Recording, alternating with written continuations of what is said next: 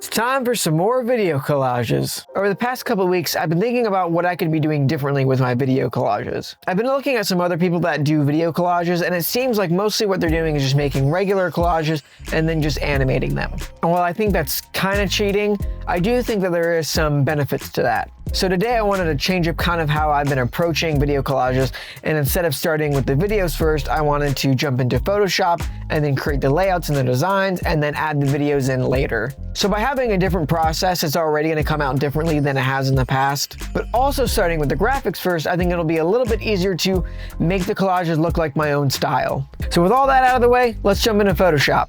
The first idea I had was to put a thin rectangle in the middle of the canvas. I thought it'd be a great place for a video, and then I could just kind of build around that. I really liked the idea of making it grungy and kind of chaotic, so I just really wanted to play with that.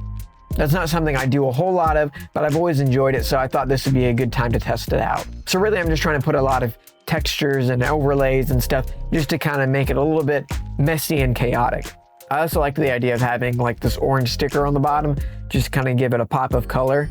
So I added that in and I just kind of worked with it until I got to a place that I actually liked. I ended up changing the design of the sticker later, but you'll see that in a minute. For the next design, I wanted to try to make something that feels a little bit more like my style. So I just removed the bird from the background, placed it kind of in a decent spot. I already kind of had this idea in my head where I would have the image on the right, so just half of the canvas, and then I would just kind of add stuff around it and build it from there.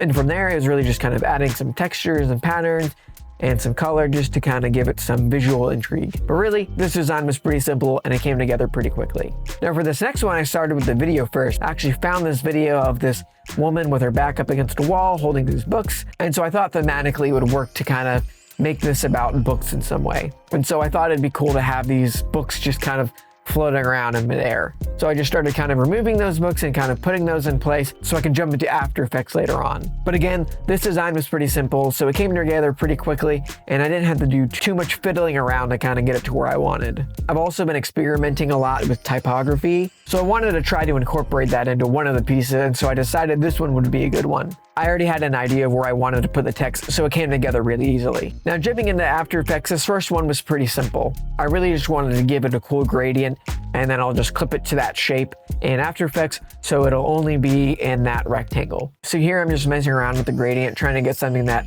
looks cool and also kind of goes along with the idea that I had in my head. I've said this before, but I'm not really good at After Effects, so it's kind of taken me a little bit of time to kind of figure out how the tools work and kind of get the effect that I'm looking for. But it honestly didn't take too long. Once I kind of figured everything out and kind of just did some tweaking, it came together pretty quickly. So the second one was also pretty simple. The first thing I wanted to do was add a little bit of motion to all of the floating elements in the piece. So that'd be like the birds and the circles. So that was my first priority, to give those objects some motion and make them feel like they're actually floating in midair. I had to do a little bit of tweaking to make it feel realistic rather than it just feeling very jittery and chaotic. But eventually I got it to a point that I liked, and then I could move on to the actual video. Luckily, this idea went along greatly with some footage that I already had, so I could just reuse that footage.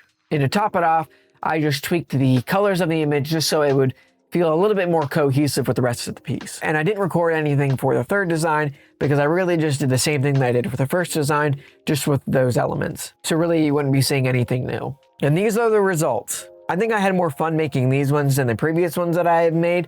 It's just a little bit more designed, so I don't have to focus too much on the video aspects, but I can still incorporate those video aspects. I think the second one is my favorite, following the first one. The third one is good, but I don't think it's quite as strong as the other ones. Now that I've tried this way, I think I'll have a little bit better of an idea of what to do next time, now that I've already kind of experienced some of it and tried some things.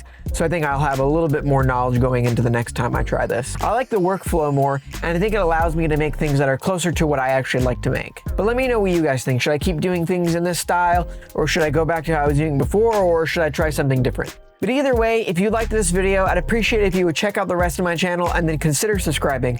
I hope to see you in the next video.